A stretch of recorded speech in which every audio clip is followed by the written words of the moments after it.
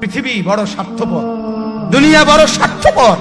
দুনিয়া কাউরে জায়গা দেয় না, দুনিয়া কাউরে জায়গা দেয় না। এত মজবুত পাইলিং করে যেই বিল্ডিং বানাইলাম, দুনিয়া তারে থাকতে দেয় না।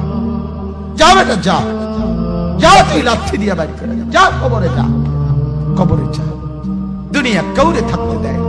দুনিয়া কত ক্ষমতা ধরকে মাটির নিচে ফেলায় দিছে, দুনিয়া কত সম্পদ আলাকে মাটির নিচে ফেলে দিছে, দুনিয়া কত সুন্দরী নারীকে মাটির নিচে ফেলায় দিছে, মাটির সাথে রেজা রেজা করে ফেলছে। আজ আর চেহারা নাই, আজ আর রূপ নাই, আজ আর যৌবন নাই, আজ আর ক্ষমতা নাই। এমন বাদশা ছিল পৃথিবীতে যার হাতের আঙ্গুলের ইশারায় মানুষের গর্দান উড়াইয়া দিত, যার হাতের ইশারায় উঠত মানুষ, বসত মানুষ। আজ বাদশারা নাই, আজ সম্পদওয়ালারা নাই, আজ মালওয়ালারা নাই।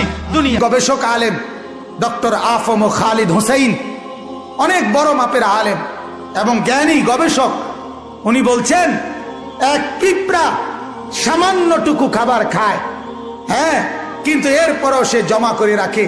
এক হাতি 250 কেজি খাবার প্রতিদিন খায়, একদিন 90 লিটার পানি প্রতিদিন খায়।